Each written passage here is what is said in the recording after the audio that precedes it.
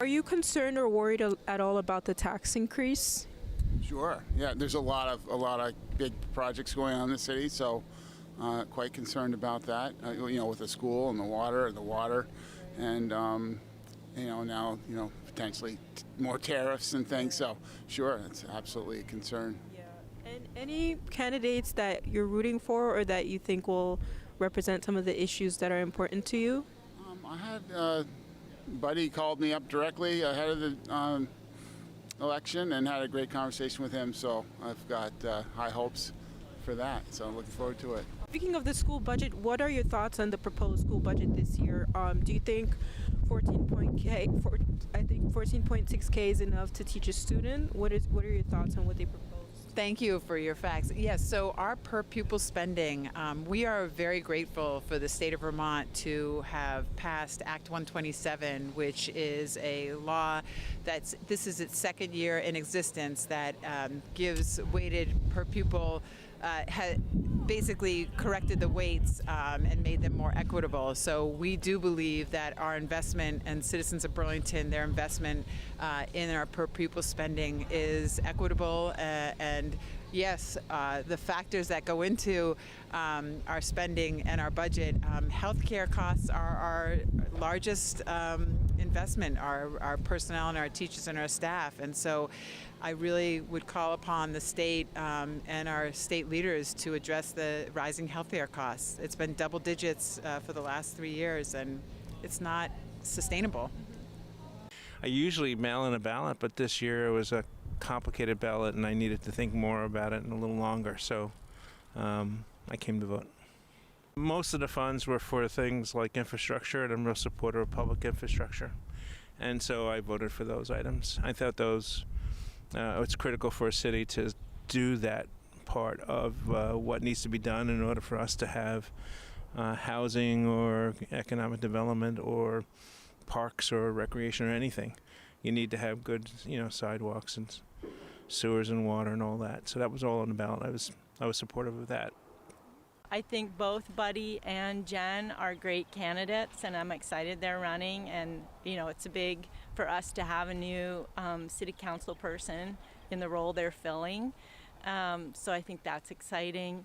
I don't know if this is a new role for Michael Healy, but I always see him walking around, and I know he's a big. I believe in his politics and the way he thinks about things. So I'm glad he's on the ballot. And then there are all these amazing initiatives for the city, so I feel very positive about them. I voted yes to ban firearms in bars that serve and restaurants that serve alcohol and have that liquor license in Burlington. I think it speaks for itself. I think we don't need dangerous weapons in places where people might be inebriated or have, less judgment in those moments. So that felt like a very clear and obvious yes for me. Hello and welcome to Town Meeting TV's coverage of Town Meeting Day 2025. Thank you so much for tuning in to our coverage of local democracy.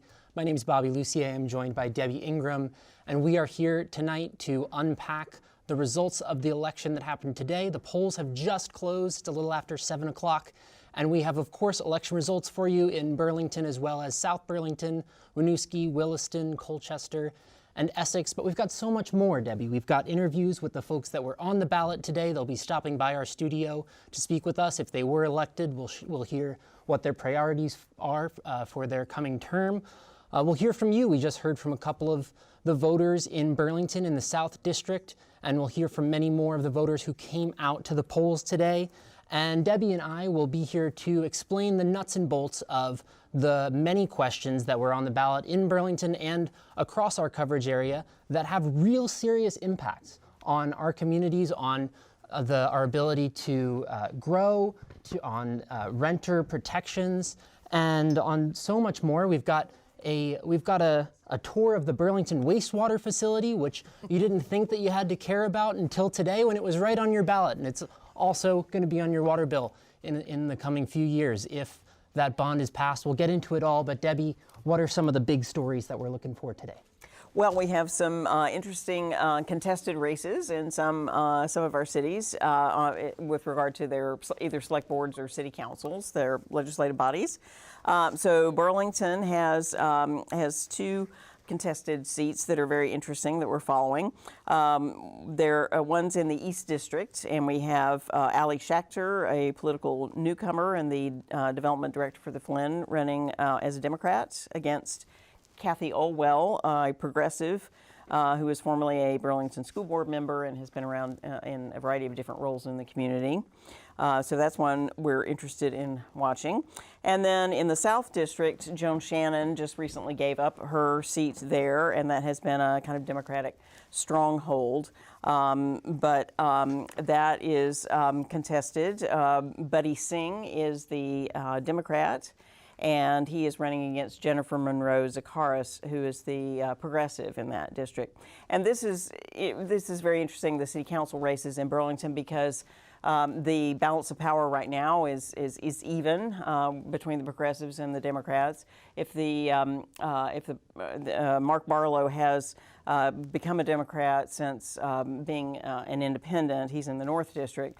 That might change things a little bit, and Joan Shannon stepping down will also change things. And if the progressives win both those seats, they will in fact have a majority for the first time.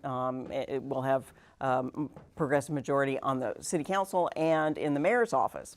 So that'll be quite a landmark event. That is surprising to think of Burlington, which is often described as the progressive city. They haven't had the city council, a majority on the city council and the mayor's office since the Progressive Party was founded, I think in the 70s or something along those lines. So that is interesting to keep an eye on. We don't expect, I think, that South District to flip from Democrats to the progressives. That's been a stronghold for the Democrats, as you mentioned. But that East District really could be a serious swing district. It's made up of Ward 1 and Ward 8, which are the student district and the sort of hill section near Winooski.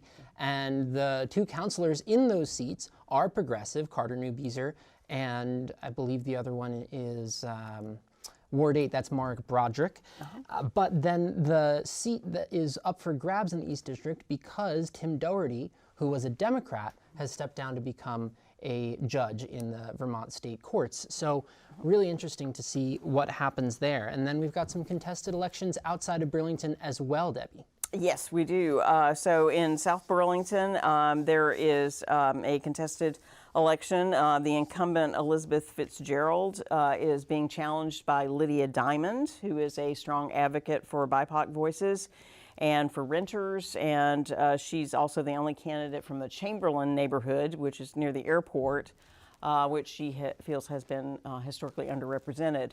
So that'll be an interesting race as well. That is interesting. Lydia Diamond has run for South Burlington City Council for the last few years now, and seems to be getting a few more votes every time, and is really speaking about some issues that many of the other candidates are not talking about. I sat down with Lydia Diamond just a few weeks ago here at this desk, and as well as Elizabeth Fitzgerald, the incumbent candidate, and we had a really great conversation about the issues facing South Burlington. So that's South Burlington. We've also got the school budget, of course, there, which we'll keep a close eye on, as South Burlington's school budget last year failed not once, but twice. Yes. So, and third time was the charm there last year, and there's another tax increase coming for South Burlington taxpayers on the school budget this year if they do decide to pass the proposed budget in South Burlington. But school budgets certainly are something we're going to watch out for tonight, Debbie. Yes, very, very much so. Yeah, yes, and it is somewhat surprising that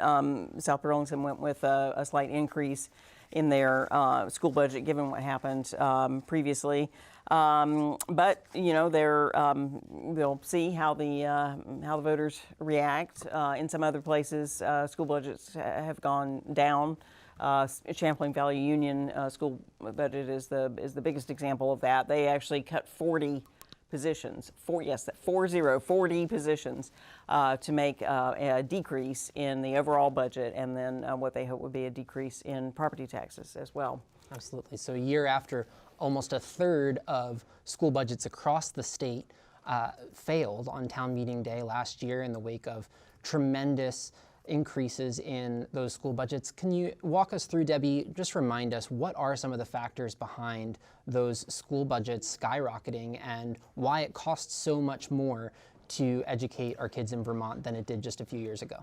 Yes, our school funding mechanism is a little bit unusual in Vermont. It comes from the idea that we are trying to make sure that there's equity across the entire state, so that small towns in rural areas have the same kind of quality of education as schools in some of our larger areas. But that equity is achieved by a state property tax, which is kind of on top of what your local expenses would be. So there's not a direct correlation exactly between what local voters vote on the budgets and what happens once the state property tax is factored in. And so that creates a kind of an interesting situation. And then it's been further complicated by this idea of pupil weighting, which again comes from a study. It comes from evidence-based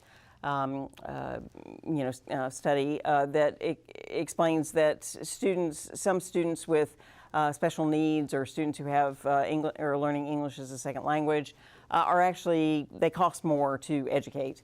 And so schools that have a large number of those kinds of students get an extra factor of funding. But that, again, kind of skews things. That means they're sort of winners and losers. Schools that have a large number of those kinds of pupils get more money from the state than schools that don't. That is interesting, and we'll explain a little bit more about that later in the show. We've got, of course, the results are coming in now. We've got our results team. We have volunteers who are stationed all across Chittenden County right now who are working side by side with poll workers. We've got our results room, which is just a few feet from where we are now, where our team is waiting eagerly, chomping at the bit to bring you the election results from Burlington and the surrounding area. And we are ready to bring those to you. You can find the results and follow along at home at cctv.org. We mentioned Burlington and South Burlington, but we are also covering Winooski. There are a lot of interesting questions on the ballot in Winooski this year. And we've also got coverage of Essex and Colchester. There are some really interesting races in Colchester. And we're also tracking Williston, where there's an increase in the town budget proposed. We'll see how that goes. A lot to track tonight, a lot to follow, and we'll be here to unpack those results for you. We also, as I mentioned, will have folks from the community who were on the ballot or who are leaders in our community and are chiming in on the election results and what they heard out at the polls today, who will be stopping by to share their 2 cents, and they'll be speaking with Travis Washington, who is standing by in our Studio B. And Travis, maybe we'll just check in with you now for a second to hear who we might expect to hear from tonight and what you're expected to hear. Awesome. Thank you, Bobby and Debbie. Happy Mardi Gras. Again, my name is Travis Washington. I'll be talking to city council candidates, select board candidates, and school board candidates. Maybe we'll hear from the mayor tonight. We'll hear from a few people running in Burlington for city council and some school board members from all across the county. Ask them how they're going to spend their time and potentially how they spent their time campaigning. Back to you all in Studio A. So much, Travis. We appreciate your standing by to speak with the folks who are running for local office today. And we will, of course, as I mentioned, have those results for you at cctv.org. You can follow along there, and we will dig into some of those results a little bit more. Let's talk a little bit more about Burlington, Debbie. There are a couple of interesting city council races that we talked about. There's also a lot on the ballot in Burlington. So can you just walk us through the questions that are on the ballot in Burlington today? Absolutely. Well, there's some charter changes. We can start with those, and then there are some bonds. But with the charter changes, one is to ban firearms in establishments with liquor licenses. Now, this actually was approved previously, and the state legislature did not kind of give its rubber stamp to it. The interesting thing actually about Vermont, just to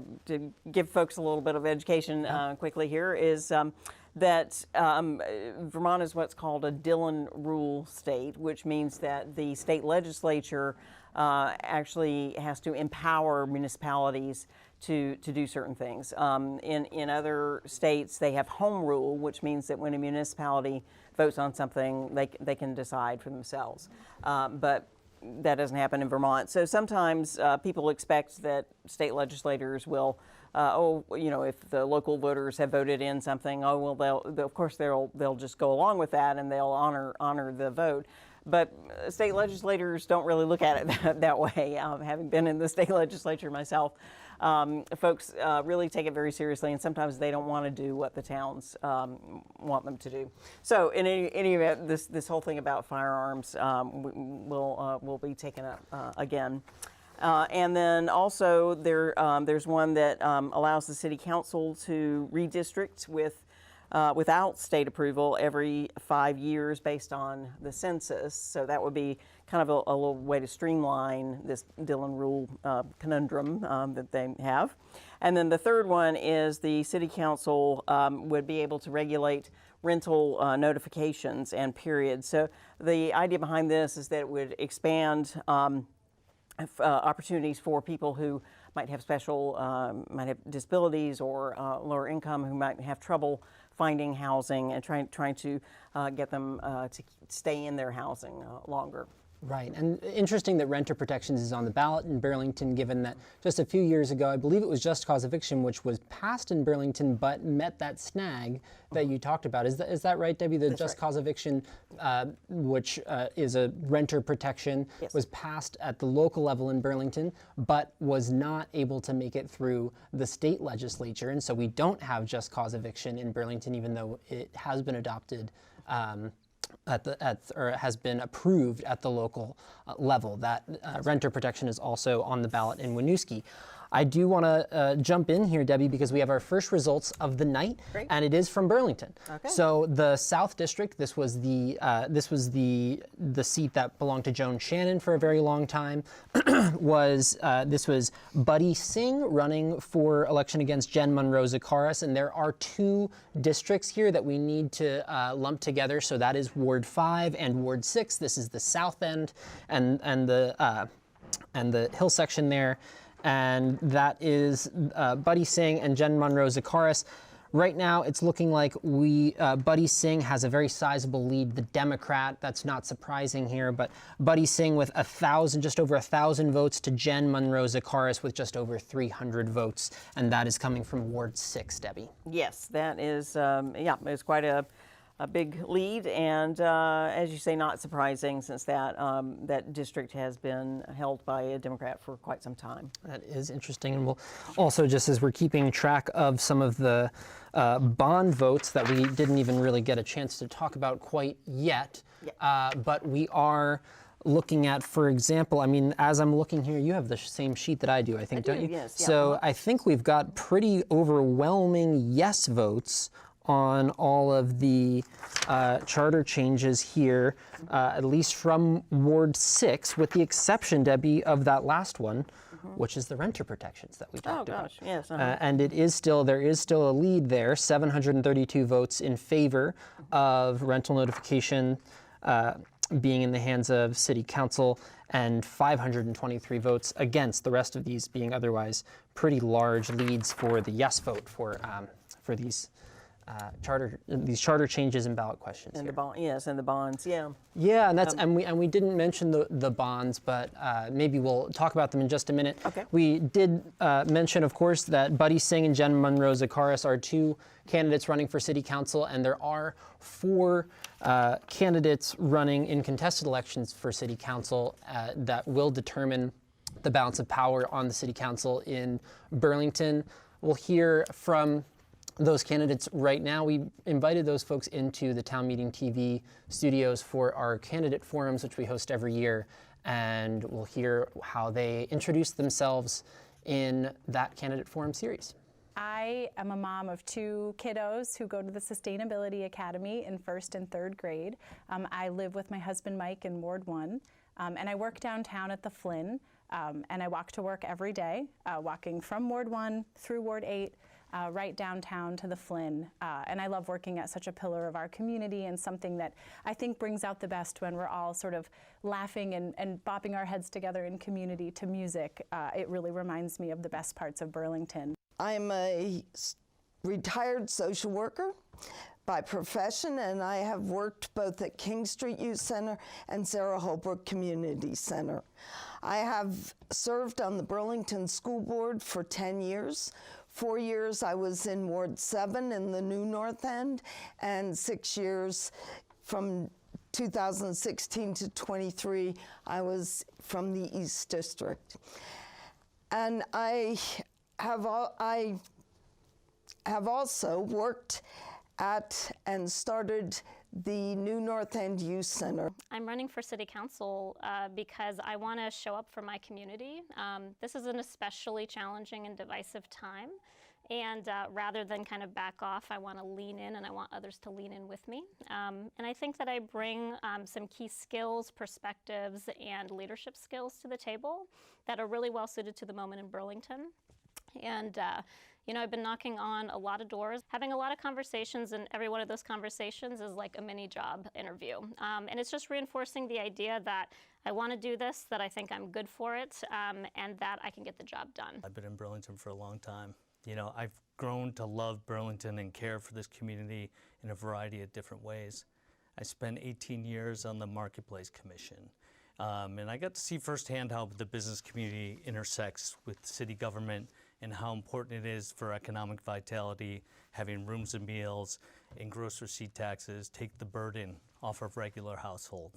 I spent 15 plus years on the board of the Boys and Girls Club, and I've seen how well this community comes together to help each other and, you know, lift the whole community up. So that's why I'm running.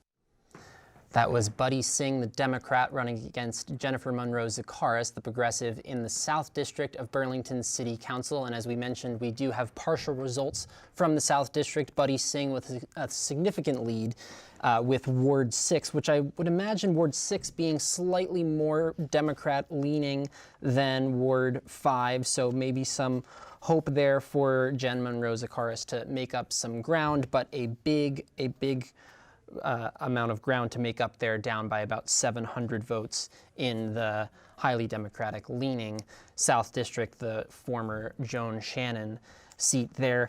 We also heard from Kathy Olwell and Allie Schachter. Thank you, Debbie, from the East District, which we expect might be a little bit closer there. And we don't have any results on that race yet, but we will get those to you as soon as possible.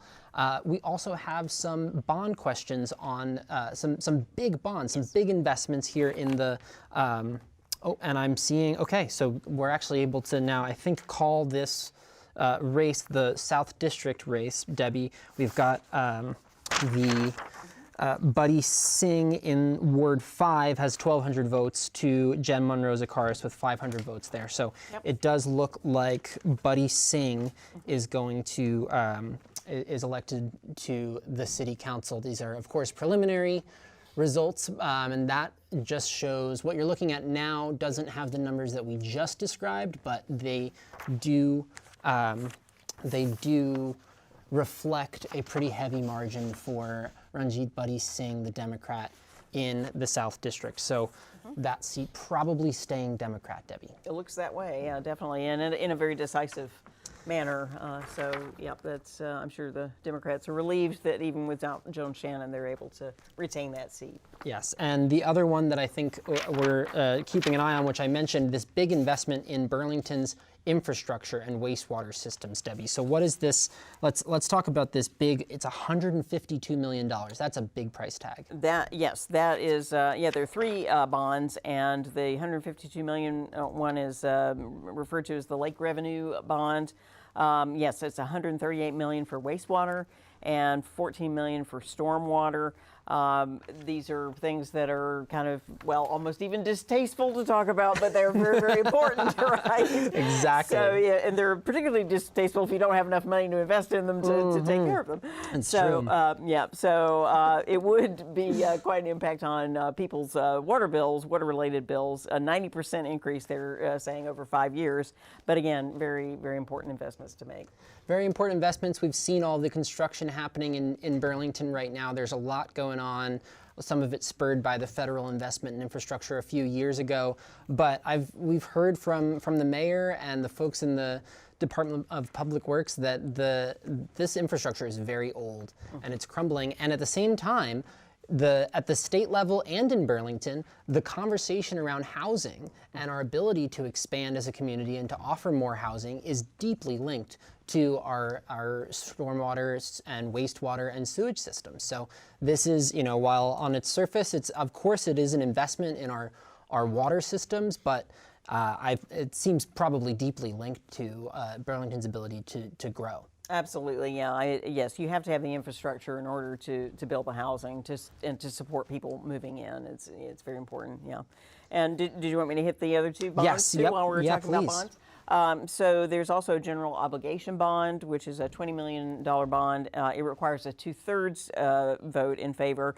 And this covers all kinds of things like sidewalk infrastructure, improving city-owned streets, improving city parks and facilities that have had deferred maintenance.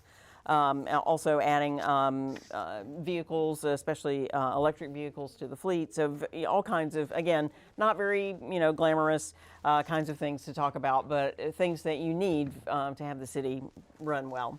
And then the final bond is water infrastructure bond, which covers drinking water, and that's a $20 million bond. And that, again, very important to have drinking water in order for the city to grow and to flourish. Right, and so we've got these big price tags, Debbie. It can be hard to kind of wrap our heads around how those price tags actually impact Burlington residents. How does the city go about paying for these bonds, and what does that impact look like for Burlington taxpayers? Yeah, well, it's the same sort of thing that you do in your own home with your mortgage, or if you take out some kind of home equity loan in order to make improvements. So very often people say they try to plan ahead, and they have some kind of capital reserve, which I think the city has done.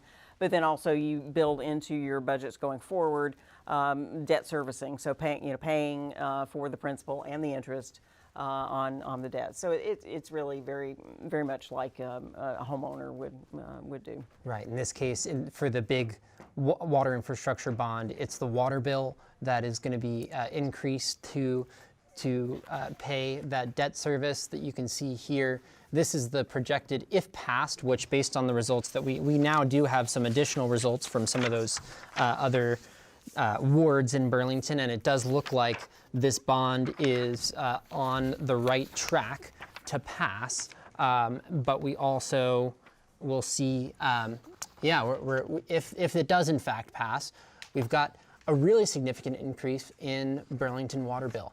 And that is on top of, just to say it, Debbie, they're all important investments. We've also got bonds related to the electric department that is expected to increase Burlingtonians' electric bills. We've also got a high school bond that was voted on a few years ago that is being paid with property taxes. So we do expect, in a moment when housing is is becoming less and less affordable for folks, there are some big bills coming down the pike in Burlington, it seems. That's true, yes. And taxpayers can certainly suffer sticker shock with all these kinds of things. I know the mayor has really come out strong.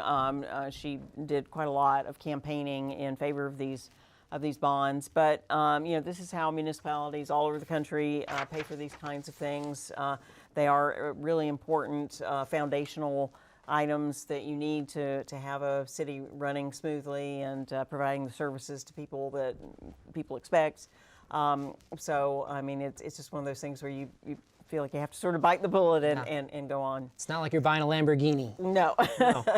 We do have, so we mentioned we can, at least to the extent that we're able to this evening, we can say that the South District is probably, as far as the Burlington City Council, the Democrat Buddy Singh is probably going to win that race there against Jennifer Monroe Zakaris. And then, Debbie, we also have our first results from the East District. This was that that swing district here, and at least in Ward 1, it's looking like Ali Schachter, the Democrat, has yeah, not a huge lead, but a lead. But a lead. And then it looks like we actually might also have Ward 8, which is showing, and so here we go. Yep. So if this is the initial projection, it does look like Ali Schachter, the Democrat, has, and it is close as we had expected by just about 100 votes in the East District.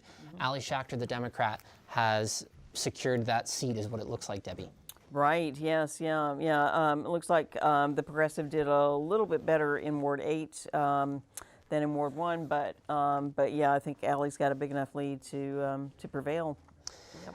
And that is interesting as we're keeping an eye on, just as far as that ward being represented at the ward level by progressives, but then at the district level continues to be represented by a Democrat. So early on, we've got perhaps one of our biggest calls of the night. It looks like the Burlington City Council is probably going to be controlled by the Democrats, and that seems like it will continue. Yes, it does look that way. Which, you know, it's a narrow lead, but I'm sure that gives the Democrats some relief. And you know, I think that the mayor is perfectly capable of working with with the Democrats as well as with her own party. So I don't think it's going to create any kind of horrible conflict, but just sometimes it's nice to have a little bit of things spread out a little bit and hear slightly different viewpoints. But not that the Democrats and the Progressives are pretty similar. No Republicans in Burlington, which is very unusual compared to the rest of the country. Right. So right. Yeah. Yeah, absolutely. So that's the call as it appears right now. It looks like the Democrats will maintain control of the Burlington City Council. It looks like we are still going. Okay, so we do have, we mentioned this bond, this really big ticket wastewater bond that was on the ballot today and does look like it's in good shape to pass. Our team here at Town Meeting TV toured the Burlington wastewater treatment plant just a few weeks ago, and we're excited to show you some of the behind the scenes of what your bond money, if in fact passed today, is actually going to pay for improving. So let's hear from our team and how what they found at the wastewater treatment facility. This is also one of the first major, one of the bigger things that we're looking at in the bond. So right now, this aeration tank has 6 different cells in them, and we're using them all at the same time. We don't have any redundancy in this system. If we actually lost one of these cells, it would be challenging for us to treat the water to the level that we would need to, or potentially problematic. Original tankage is actually from the 70s. It was modified in the 90s, and some of the things that we actually see is we actually have some cracks in the tank that are big enough to actually put your hand in. So through the process that we were looking at, we looked at potentially rehabbing this tank, but realistically, to get a better treatment and to get more resiliency and redundancy, and for another piece in the process we'll talk about later, the best option is to decommission this tank, get rid of it, and put a brand new aeration tank in Perkins Pier parking lot. The benefit that will provide is we can actually design the tank the way it should be designed from tip to tail to provide the best treatment.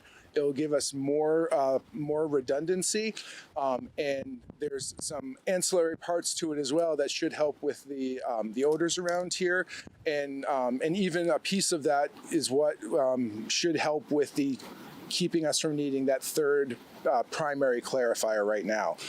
So it's a chunk of the project. It's a big space that it's going to need to take. But again, in a lot of ways, it actually saves us some money, some headaches, and some just unknowns down the line. That is one of the big parts about any large wastewater project. The wastewater doesn't stop coming in, so we can't just turn it off to make the changes that we need. We need to find ways that we can continue to do the work we need to do while building the. We are also advancing a water bond for our drinking water system. That one I think is in the order of $21 million. The vast majority of which is to reinvest in the reservoir system that's up on the hill, which serves as the emergency storage for the whole city, and the pump station, which actually, without that pump station, we can't get water to the hospital. Hospitals need water, so it's a huge piece. We're in conversations with them about how important this project is, and then the balance of the water piece would be to continue investing in our water mains so that people always have the tap water, as well as starting some initial investments at our drinking water plant. That was Travis Washington talking with the folks at our Burlington's wastewater treatment facility. And as we mentioned, Debbie, there was a couple of big bonds on the ballot today to make some investments in in Burlington's local infrastructure, and it does look like those bonds are going to pass. Yes, it does. Yeah, I'm sure that the mayor and the city council are very excited that they don't have to, do somersaults to try to figure out how to take care of these very important services for people. Absolutely. But also, as we mentioned just a few minutes ago, the big call for the night, the Democrats are maintaining the majority on the Burlington City Council. The East District, that swing district that we were keeping a close eye on, Ali Schachter, the Democrat, has won there in a very close race against Kathy Olwell, the progressive, and that was the race that swung the Burlington City Council for the Democrats tonight. And as we're looking at the turnout, Debbie, it does, as I'm looking at the results from the last time we had the East District City Council seat up for grabs, it's basically an exact repeat.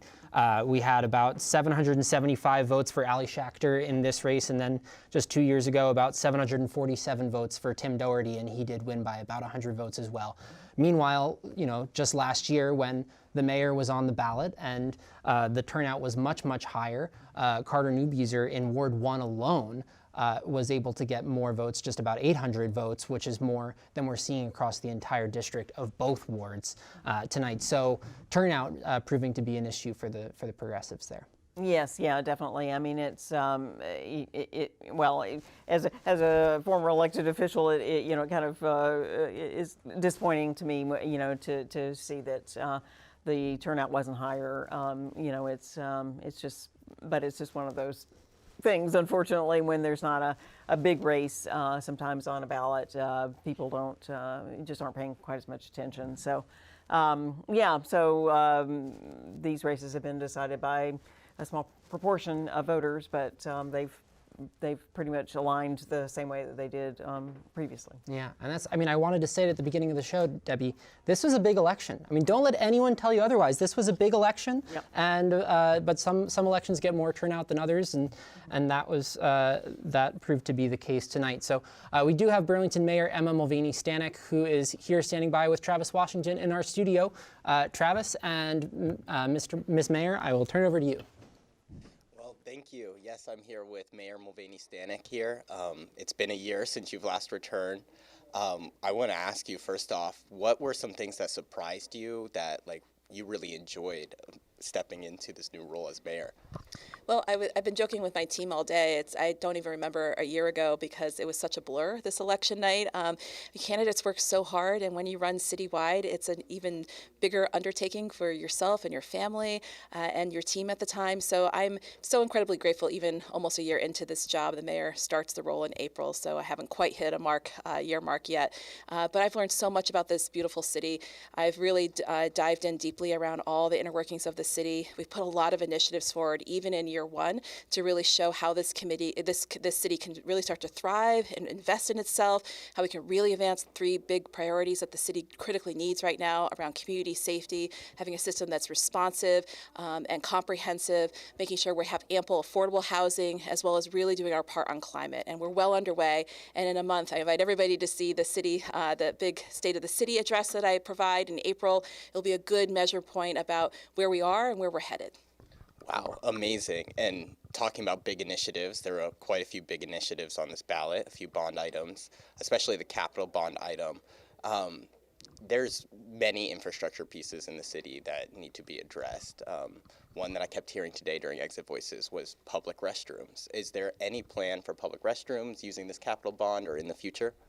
Well, it's interesting that people are focused on that because it's one of the recommendations for my community safety advisors that I convened last summer to say, what are some immediate small steps we can take right now to make our community a bit safer, a bit more accessible for folks? As a mom of small kids, bathroom access for public is way bigger than a community safety issue. It's just a family and child and everybody issue to have that public health access. So while you won't see that within the GO bond, the general obligation bond priorities per se, we have a lot of other things at play right now as we work with big developments coming online in the center city. We've already done mapping around where our gaps are in our public bathroom system and are finding other ways to resource to put online more 24/7 bathrooms, much like the one you see in City Hall Park now. And how do we be smart around leveraging those resources? Because every penny of this GO bond, which looks like it got the support of voters tonight, but not all the wards have reported yet.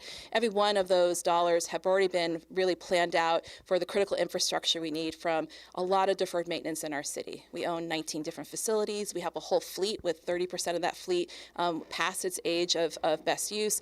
We have lots of streets and miles of streets and miles of sidewalks to fix. So a lot of that has already been earmarked, if you will, in our planning, but we do know public bathrooms are a critical part, so we're making it work in other ways. And more housing is coming online soon too. So is the capital GO bond planning to address future housing that is coming online, or is it more so just about addressing our immediate problems now? Well, the GO bond is really focused on parts of the city infrastructure, including public safety, elements related to fire and police. Our water and lake bonds are actually the 2 bonds. We had 3 on the ballot tonight. And so those 2 bonds are actually much more applicable to housing, because for our wastewater and stormwater systems, to bring on more housing units, to densify within the city, we need to have more capacity to take that additional wastewater and treat it properly, especially at our main plant. So that big investment I see as a real moment of affirmation from voters to know how much we really need to understand what's underground in order to make sure more housing can grow here in the city of Burlington, as well as our water system, because we have the lake bond, which is the wastewater and stormwater side, and the water bond is related to our drinking water system, which is related to our reservoir working, our pumps working, having less water main breaks. All those things are critical for us to have denser housing and have the confidence of developers and even homeowners who want to add an ADU on their property. Wow, amazing. I took a tour of the wastewater treatment plant, and it definitely needs some upgrades, so I'm happy Burlington might also pass that as well. Switching gears a little bit, right now in the legislature, there's an initiative to cap UVM housing or UVM enrollment until our housing in the city housing vacancies at 5%. What do you think about that? Do you plan to fight for it, or do you plan to fight against it? What are your thoughts? Well, when I was a legislator, like literally a year ago, that was my job before I became mayor. Again, I can't remember those days, but I signed on to a similar bill. And so I'm on the record of really understanding and needing to support Burlington's growth and how UVM's well-being is intertwined with Burlington's well-being. And we have to understand the well-being of students, not only on campus, but off campus, and how we impact each other. So when we have a less than 1% vacancy rate, it impacts both students and folks who are long-term residents here in Burlington. And so by making sure UVM enters a critical conversation with us as the city of understanding when enrollment continues to grow and yet students don't have place on campus, that has a negative impact on our housing as a city as a whole. But we are about to embark on picking back up the housing MOU discussions and negotiations, which is a voluntary agreement between UVM and the city of Burlington. That I'm really hopeful. I've been developing that relationship with UVM leadership, the interim president, Patty Prelock. I think she has a really good common understanding about, again, that mutual beneficial relationship that we have as city and town gown moment. We had a successful agreement with UVM Medical Center MOU just recently, so I'm hoping to build off of that momentum to work with these critical institutions, really have some really honest and transparent conversations on impact, but then get to an agreement that advances all of our goals for the city: housing, well-being, community safety, making sure we're getting the fee for service, which is another agreement, believe it or not, for the impacts these universities have and the colleges and institutions have on our police and fire, but also our water system, our wastewater system, things that shouldn't just be on the backs of taxpayers to pay for. We should be in this all together, and this is how we do that, through these thoughtful MOUs. Wow, thank you. And speaking of public safety as well, on the ballot we had a charter change for firearms in places that sell with liquor license. What are your opinions on that? And did you receive any pushback, and what was it on that ballot item? Well, that ballot item is looking like it's receiving a very wide margin of support, which to me tracks where we were about 11 years ago, when basically the same charter change question, which is banning firearms in places that serve alcohol within the city of Burlington, it's looking like it's tracking even higher in terms of support.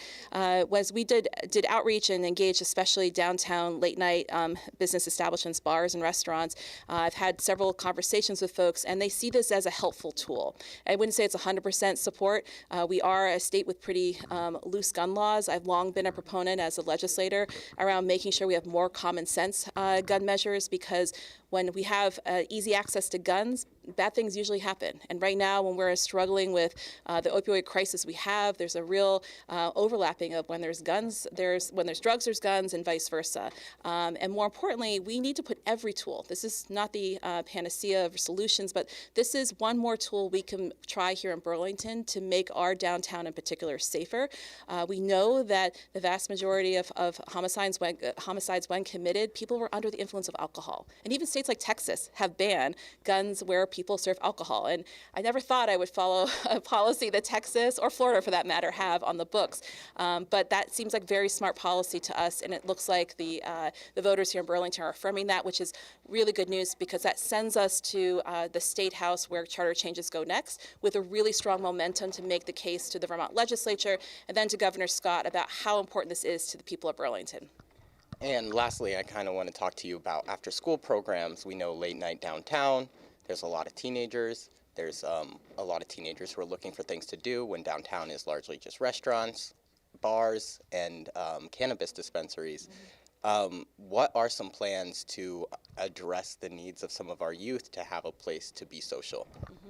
Well, it's definitely a big need. When the Memorial Auditorium shut down, that included 242, which was a youth space that some youth used in our community, we know that with especially changes to Burlington High School as it came downtown into a Macy's and other satellite programs spread across our city, a lot of young people were falling through the cracks in terms of finding meaningful connection and extra programming.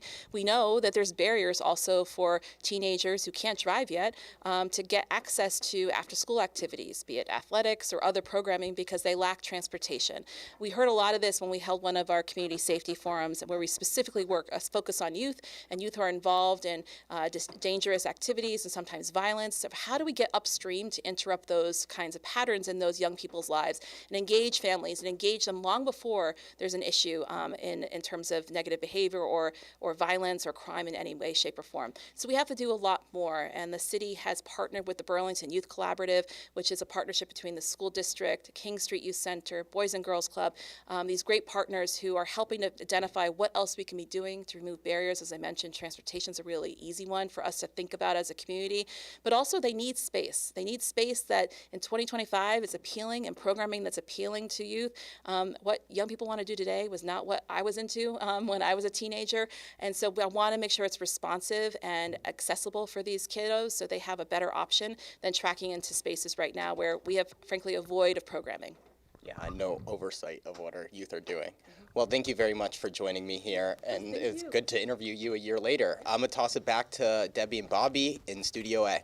Incredible. Thank you so much, Travis. Thank you, Mary Mulvaney-Stanek, for stopping by and chatting with us for a while. That was super informative and covered a lot of ground. So thank you so much for sticking with us for that. We really appreciate the Mayor of Burlington there.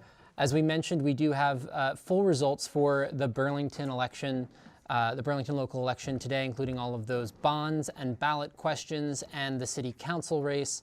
We do have also election results from outside of Burlington that we'll run through right now. It looks like we've got, let's start with Essex, Debbie. Yes, so Essex Town's ballot was not terribly dramatic.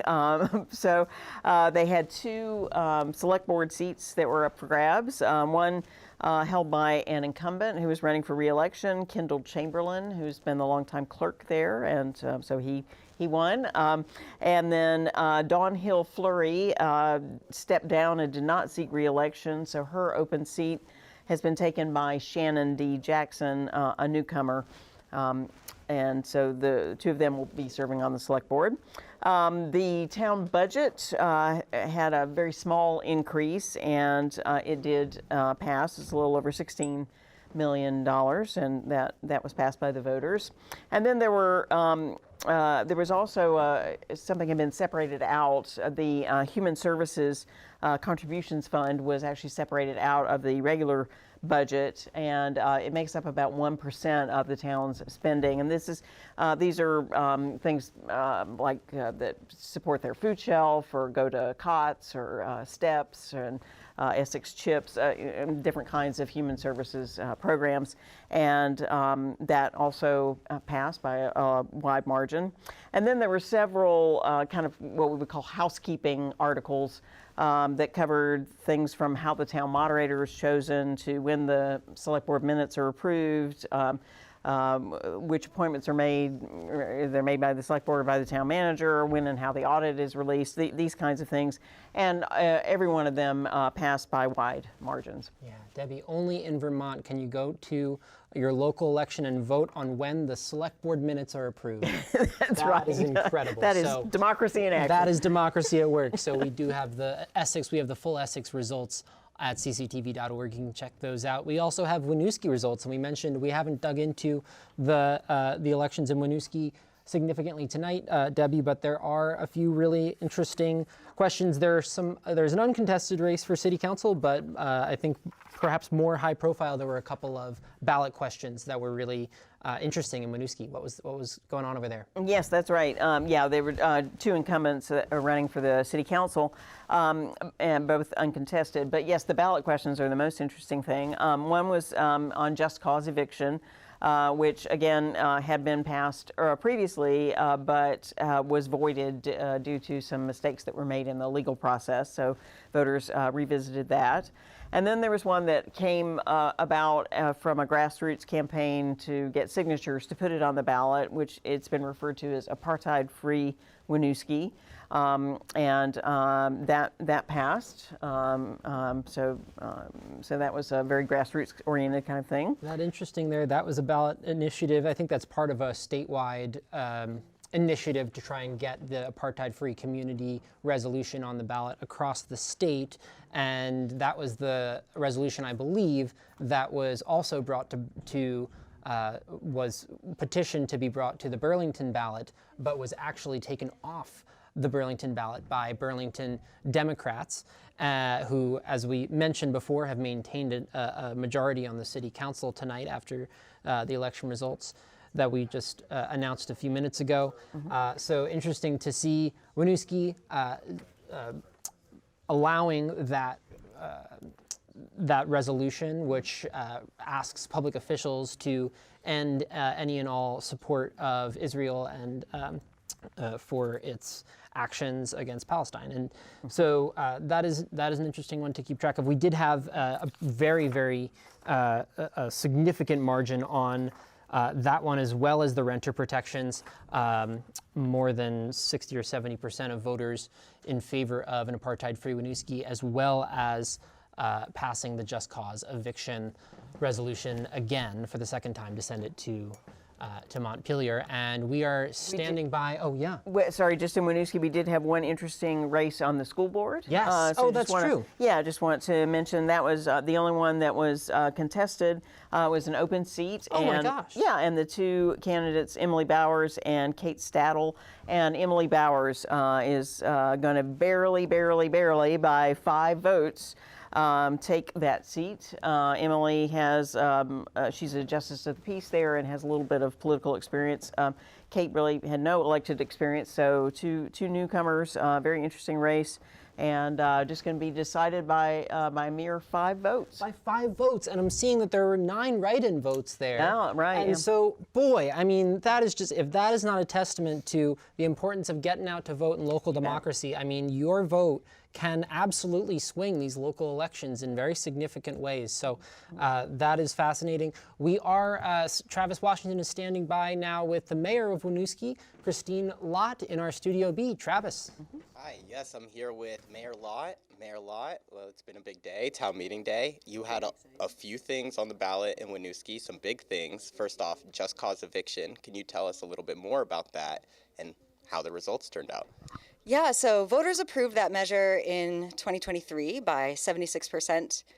Unfortunately, when we warned the public hearings for that charter change ballot item, we did not do it on the right timeline per state statute. So that's why we had to redo the vote this year to just cross our T's, dot our I's, make sure everything is good to go and compliant. And it passed again, I think it's 72%, so pretty close. Still definitely something that residents are interested in, and it's been talked about for the past year too, so we'll keep talking to our state legislators about that. And what kind of protections will that offer renters in Winooski? So the concept of just cause is that you could be evicted still for a lease violation, or a circumstance where like the property is being taken off the market, but you couldn't have your lease terminated just because it was coming to an end if you're still in good standing with everything. So I think the folks who organize that, the impetus being, you know, some folks are getting their lease not renewed or significant rent increases to try to push them out. And this would be a way to protect folks from that happening and create more stability in rental housing. Wow, amazing. Thank you for the clarity. And then I know another big one that was talked about was apartheid-free Winooski. Can you describe more about what that means and how it passed today on the ballot? Sure, yeah. This is another one that came from residents collecting signatures. So it's a non-binding article, meaning there's no required action based on the vote.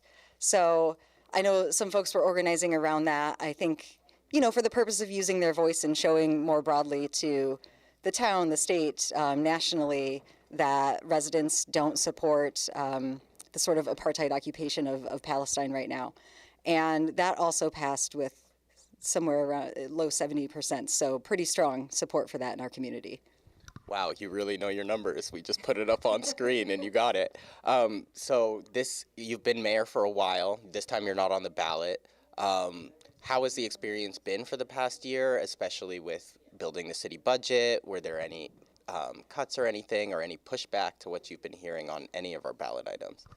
This year is pretty exciting, actually. So last year, obviously, there were big increases in the education fund side, and we also did a pretty substantial increase on the city side, and we definitely heard about that.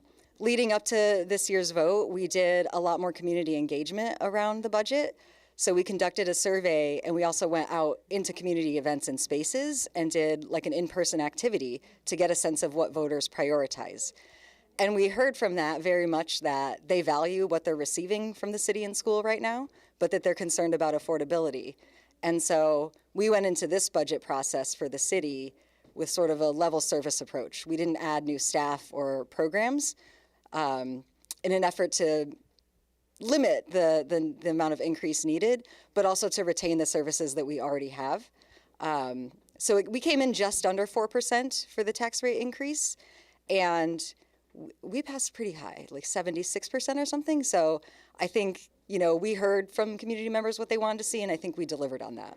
Wow, amazing. Yeah, that's a very lot of people in support. Lastly here, I just kind of want to ask you, you know, like, Winooski has a lot of big projects coming up and coming online as well, especially supporting the bridge project, potentially some downtown development projects. What is kind of in the plan for development in Winooski? Yeah, so, you know, coordinating with the state and Burlington on the bridge replacement, which I think the project starts in 2027, but there's a lot of work to prepare for that. We've got our second year of the Main Street project coming up, which is a total like redo. So we've already replaced a lot of the utilities, adding resilience and maintenance that we need to take care of. But once we work on the surface level this year, we'll have narrower streets to reduce traffic speeds, wider sidewalks, a bike lane, more trees, improved pedestrian safety. And then in our downtown, we have been working on this hotel and housing project with a parking garage. So this hotel, it's going to bring economic vitality to the city. It's been in the downtown master plan for years. And then the housing piece is exciting. It's around, I think, 80 or 90 units of what's called workforce housing. So there's been some subsidy available to that project so that we can target like lower to middle income households, which we don't have a lot of units for that market right now. So that's definitely a need. So those are really exciting. We're also partnering with the Champlain Housing Trust to expand and renovate our community center, which we're excited about. We might be able to bring some more services into the city and get a bigger library space, which we really need. And we're also we keep focusing on housing and trying to find ways to adjust our local regulations so that we can get the housing that folks need and not just any housing that developers want to build. So there's a lot of work to be done there still. Oh, I forgot there was one more question I have for you. I heard you all did exit polling to see how you could better communicate with constituents. How did that communication go? So we were asking folks, where'd you get your information? Where do you go to get it? So we can make sure we're reaching out to the right formats and places. And people were more than happy to share. We got a lot of information. Quite a few people responded. So we're going to go through that data and see, what are the primary sources and make sure that that's where we're targeting outreach in the future. And I think because people were so willing to engage, we'll probably have a conversation about what do we want to ask next year? Like, this is a good way to hear from, we had 999 ballots cast. We can get like 1,000 residents' input at one time on something. So it was very exciting. Wow, amazing. Thank you so much for being here with me. And I'm going to send it right on back to Studio A to hear more about what's been happening in our election.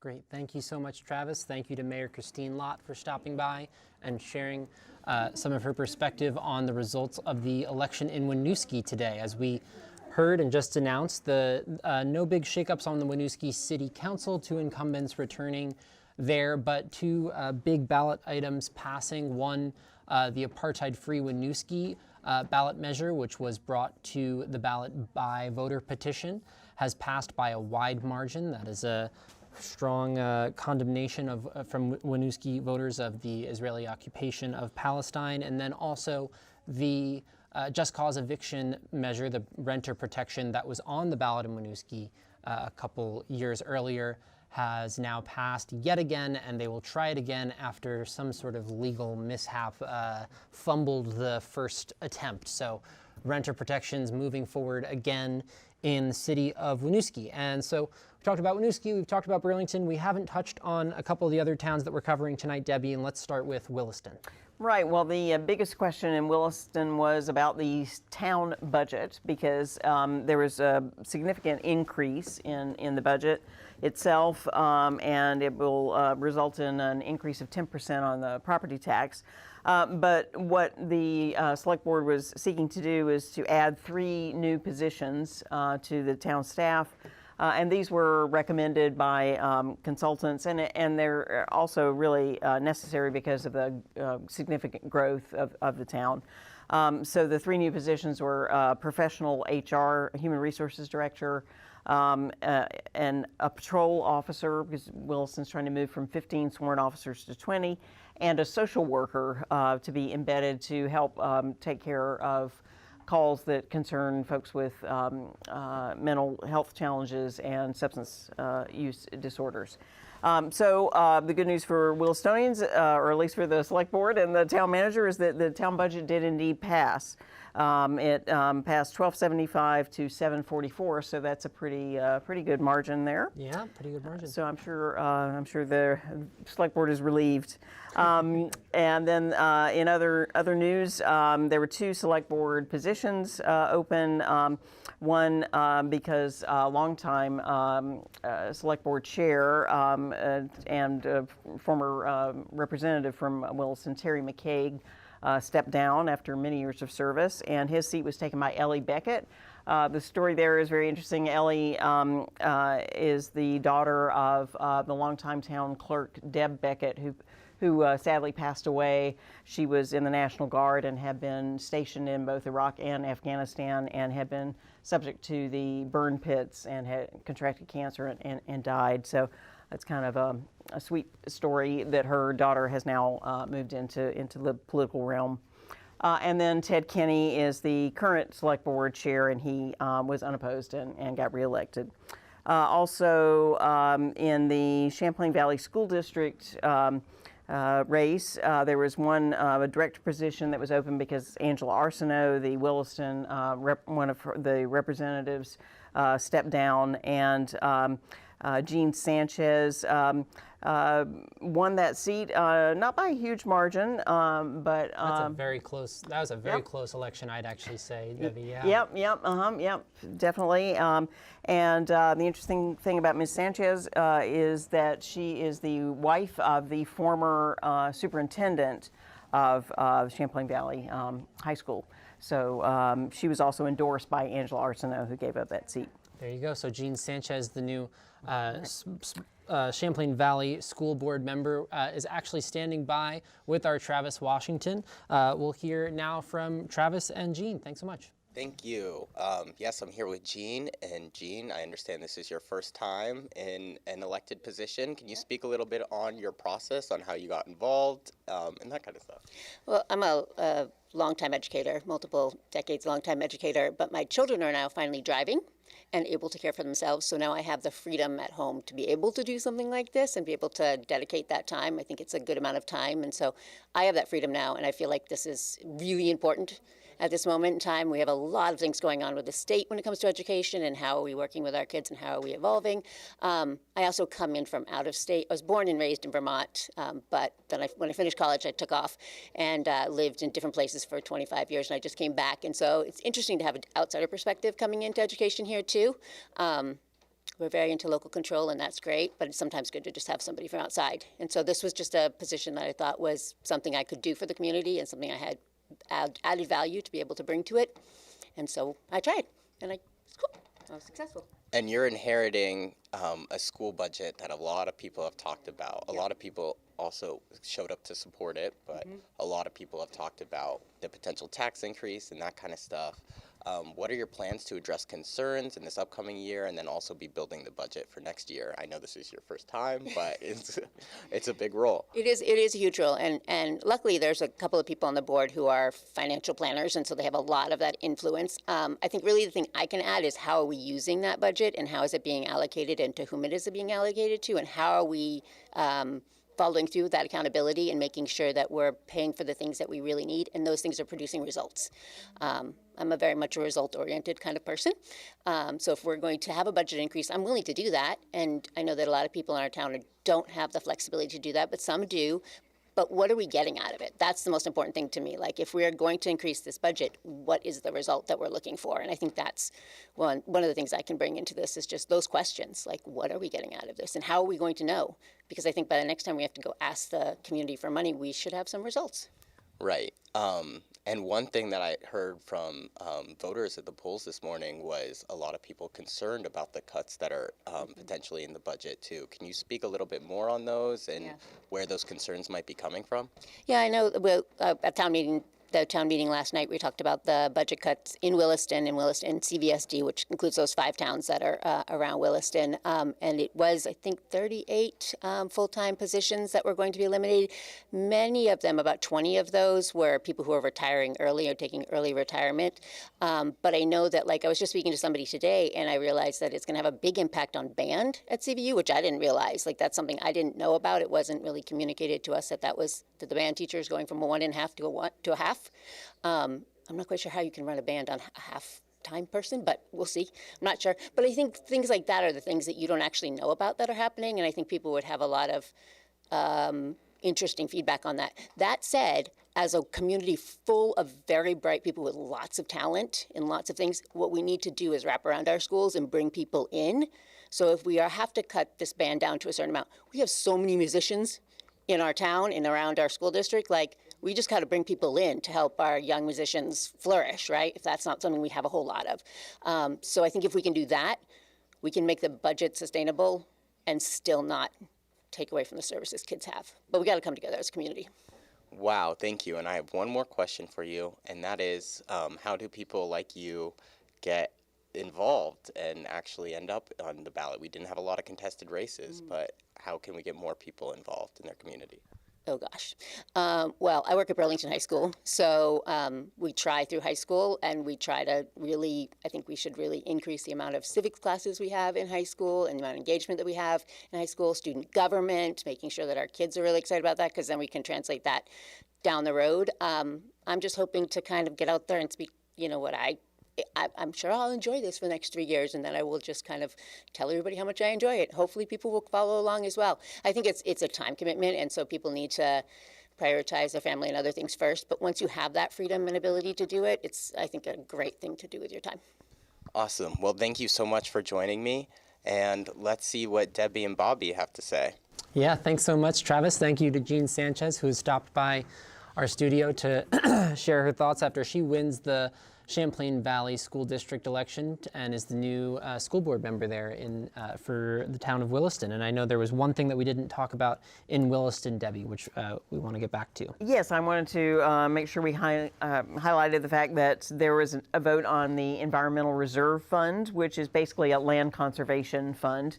And it passed handily. It's a half-cent tax. But it demonstrates that Willistonians are very committed to making sure that there is land conservation in town, and not just big box stores and Taft's Corners in Williston, but other more rural places. So that passed. So there you go. That wraps up the Williston results. We're almost full of. We've almost got all of the results that we will be delivering to you tonight. You can find all of the results at cctv.org. and follow along with all of the election results that we've been reporting to you tonight. Just to jump back into Burlington, which is where we sit right now, the Democrats maintain a majority on the Burlington City Council. They have won both of the contested races in the East and South District, but those weren't the only two districts that were technically up for election today, Debbie. That's right, yes. Another one was the Central District, where the incumbent, Milo Green, was running uncontested. Milo Grant, I think. Oh, Grant, I beg your pardon. Yes, Milo Grant. Yes, where she was running uncontested. And so that uncontested is a good way to run. Actually, that's interesting. If you want to win. Yes, and yes, made for an easy. I mean, the Central District, of course, is is deep progressive territory in Burlington. That's downtown and the Old North End. Milo Grant has been serving there for a few years now. But noting that her race being uncontested and also the North District race being technically uncontested, we did hear at the finish line there was a write-in candidate there, Debbie, in the North District. That's right. Yes. Yeah. Mark Barlow was the incumbent there, but had been running as an independent for 2 terms, and then he switched to a Democrat this time. But there was a sort of last-minute write-in campaign by Ali Jang, who had served in that district previously. Yes, and it looks like that was a little too late for Ali Jang in the New North End there. But those two incumbents, Mark Barlow and Milo Grant, are headed back to the City Council for another 2-year term. We do have Milo Grant in studio here with Travis, and we'll toss it over to you, Travis. Thank you. I am speaking with Councilor Milo Grant. Councilor, you've been councilor for a while, so congratulations on your re-election. There was a lot of items on the ballot this year. We had the capital bond. Do you think anything was missing from that capital bond in our city that might need some more improvement as well? I think when we take a look at what needs to be done with regards to catching up and replacing our infrastructure, we always need a heck of a lot more money. So it's not enough, but it's something to move forward and address the needs that our residents bring up frequently, which is issues with the shape of sidewalks, the shape of streets, And I think I'm someone who obsesses over fleet and how you have to order, say, an ambulance, but you're not going to get it for 3 years, but you've got to order and budget for it now in order to lock in a price because the cost is increasing exponentially. So it's very important to be able to get some of these vehicles on order so that they're being replaced. We have vehicles that are, we have a lot of repair bills on them because we're using some of them past what we should be. We're also in the secondhand market for some vehicles as well in order to control cost. And one item I heard a lot of conversation about from voters today after they voted was about the charter change around firearm ban in places with liquor licenses. What are your thoughts on that, and what were arguments that you heard that was opposed that bill, if any? I think people, we have some of the most lax gun laws in the country, and I think people were concerned that that would interfere with their freedoms with regards to that. What this does is puts all the downtown businesses on an even keel. It's hard if one business says you can't come in with guns, but other businesses allow it. I think the businesses are going to appreciate having a level playing field, knowing that nobody can go into a bar with weapons. Alcohol and weapons don't mix. We've had numerous incidents that have started in bars. So the data's there to support that. This is something that other quote unquote red states do. And I think it's something that we need. We've tried to get this through the legislature before, and it's definitely something that for when we take a look at the overall safety downtown, it would just be one less thing to worry about. Not completely, but it would be just addressing something that we know that's an issue. And what are the solutions for bars right now that don't want firearms in their establishment? Well, if you don't have something to point to, it can lead to escalating a situation with someone who doesn't feel that they're a danger, because we do have open carry. We do have people that have that right. So I think it helps to avoid something like that, to avoid escalations with potential patrons. Oh, wow, thank you. So elections for Burlington had just come in. Our city council is looking pretty much the same for the last year. What are your plans to organize and accomplish what you want to accomplish in the next year or next 2 years for your seat? I have to be really honest. I'm feeling really demoralized right now.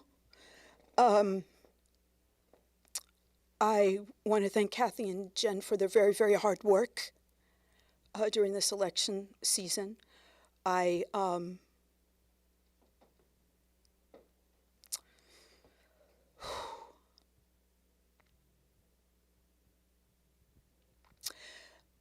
talked about a way a candidate treated me, and I told the truth.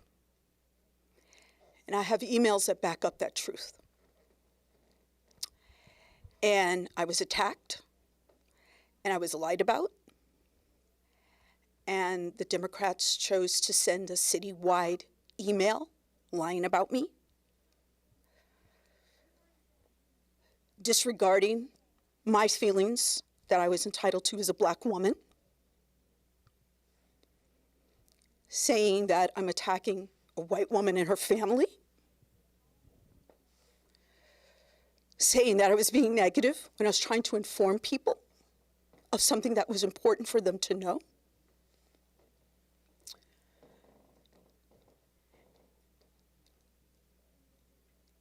These are not people that care about everyone in our city. And they're certainly not willing to address some of the issues that are occurring in my district and all the different people that we have in my district. We have 4 distinct neighborhoods in this district.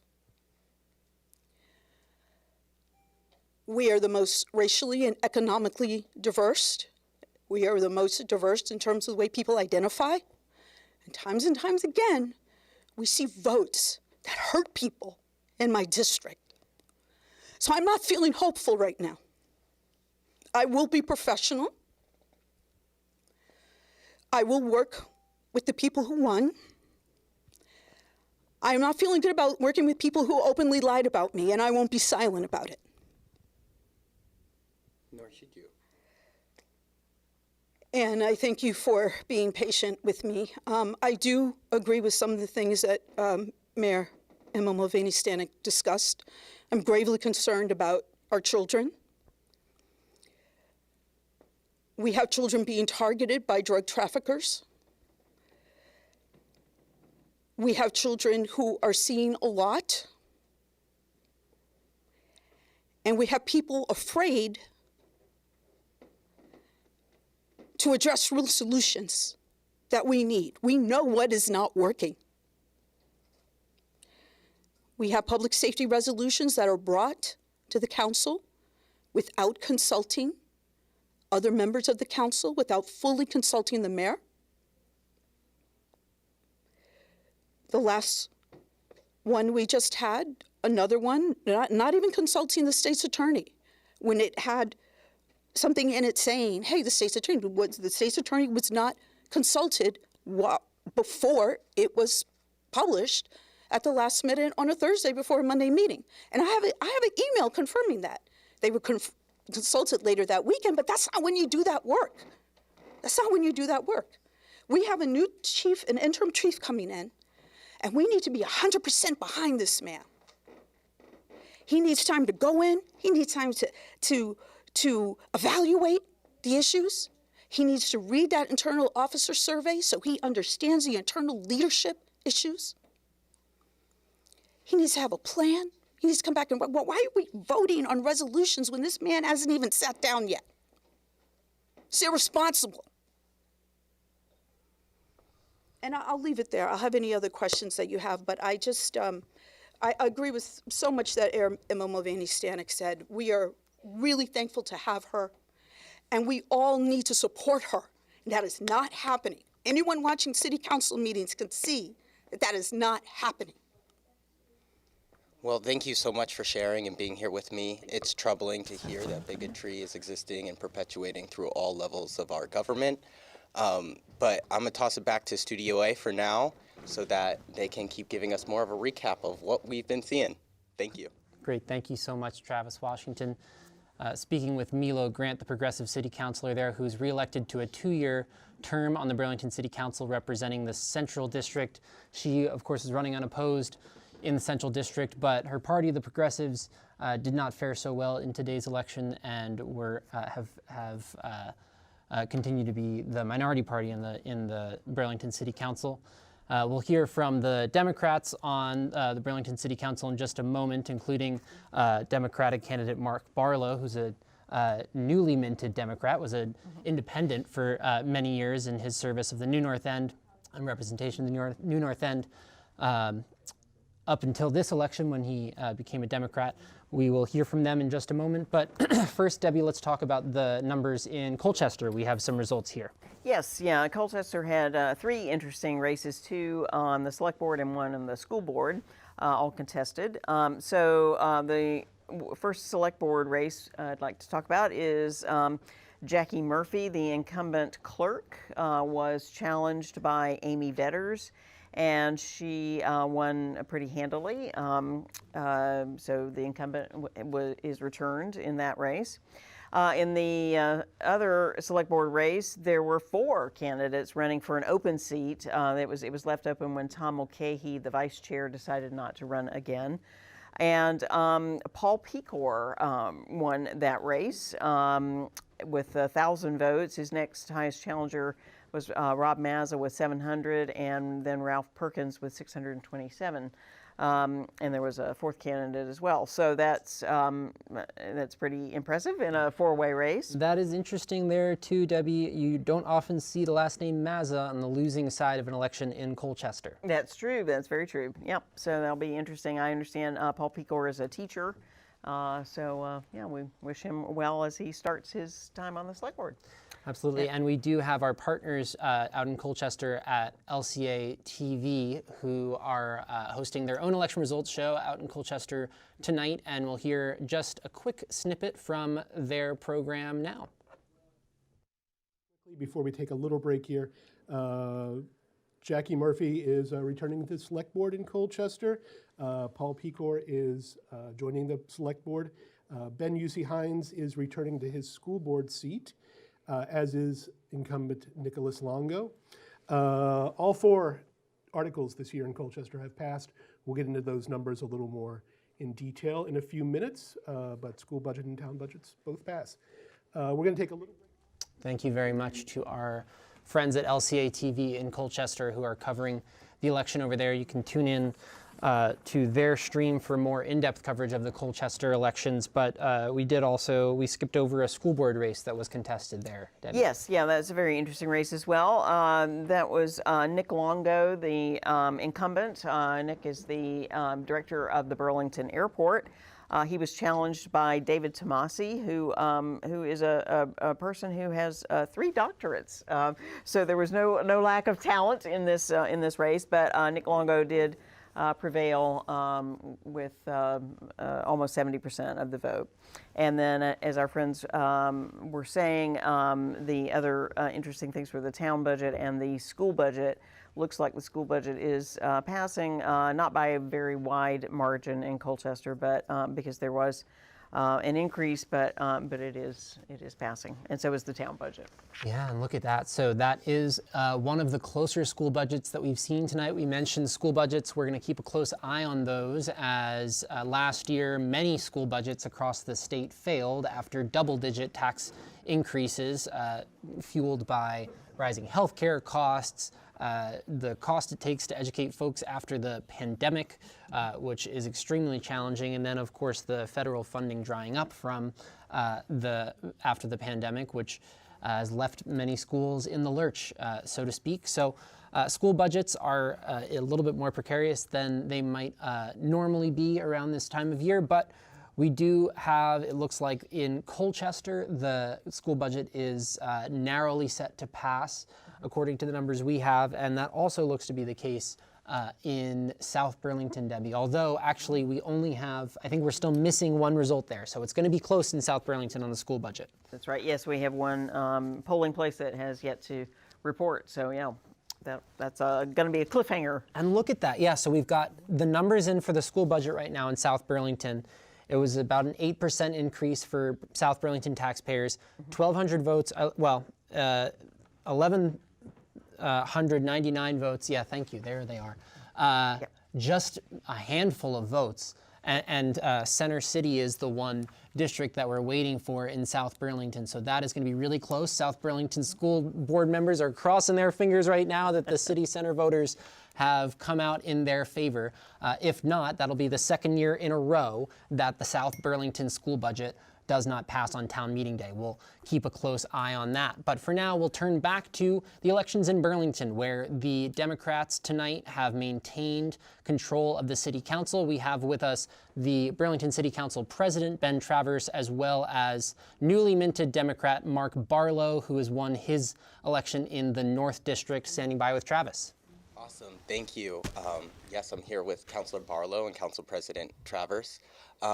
Councilor Barlow, how has this experience been like? What did you hear on the campaign trail this time? Can you describe a little bit about it for me?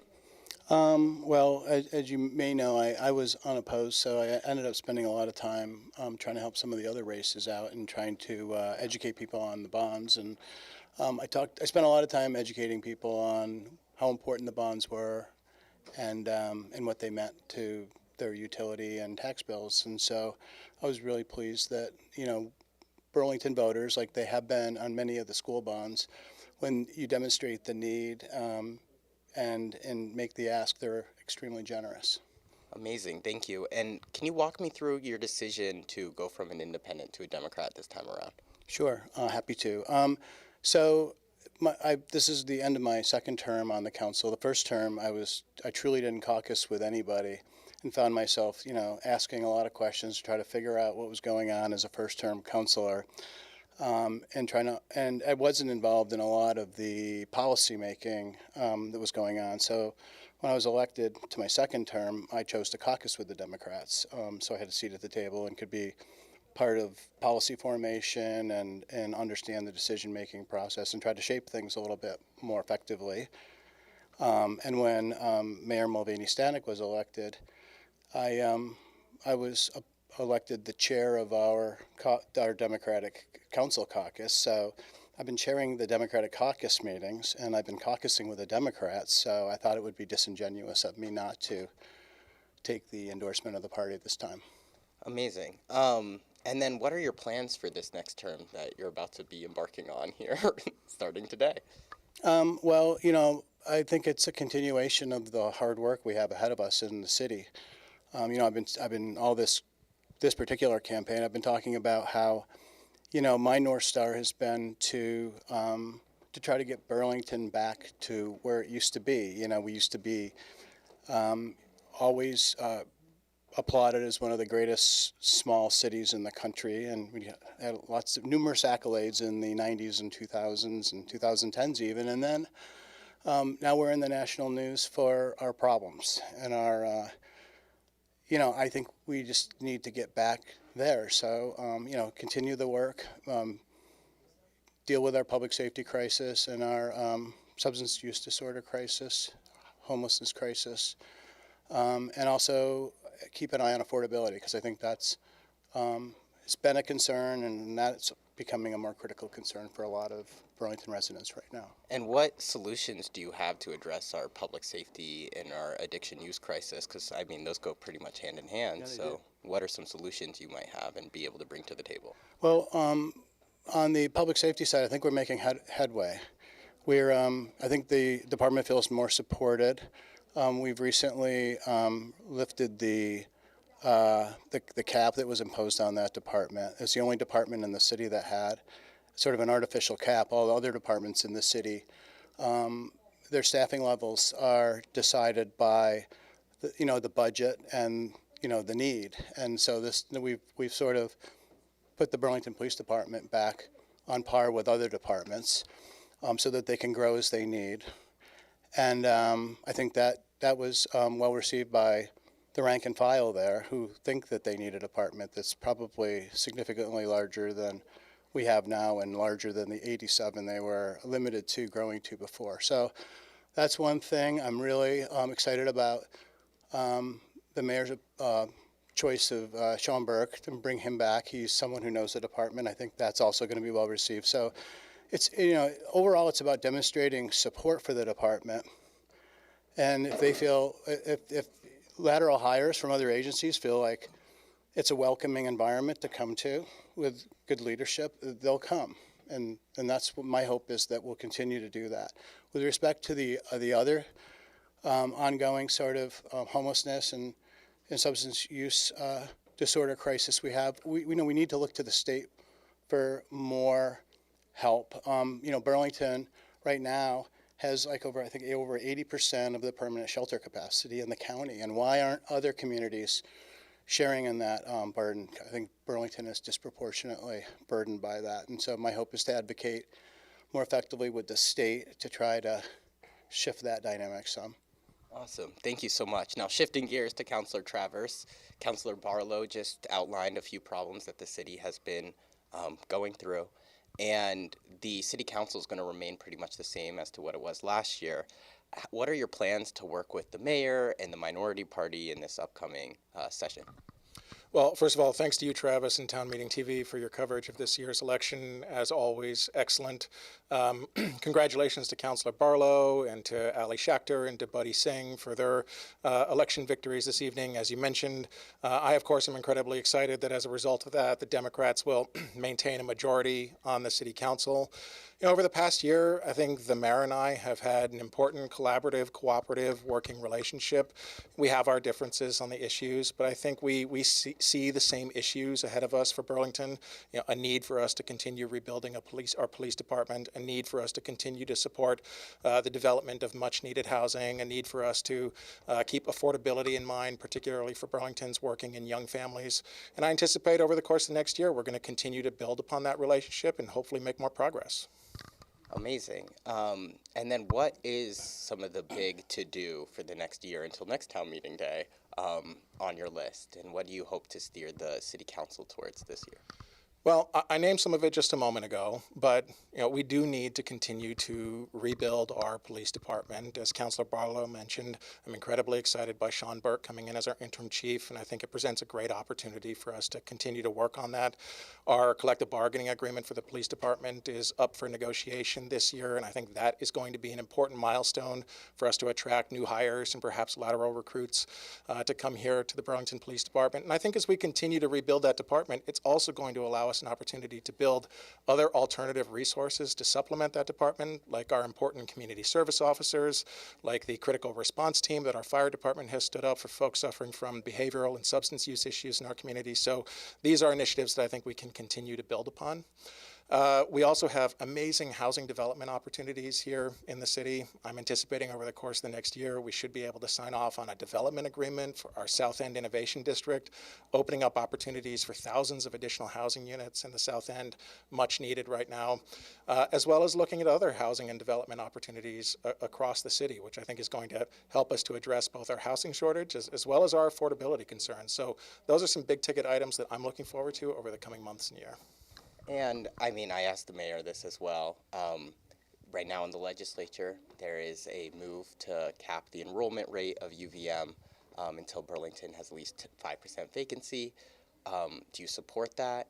If not, why? And how you plan to address that? Well, I think we ultimately are going to need the legislature to do what they're going to do on that. If I was a betting man, I would think that that's probably not something that's going to get across the finish line in Montpelier. So rather than focus on that, let's focus on what we can here in Burlington.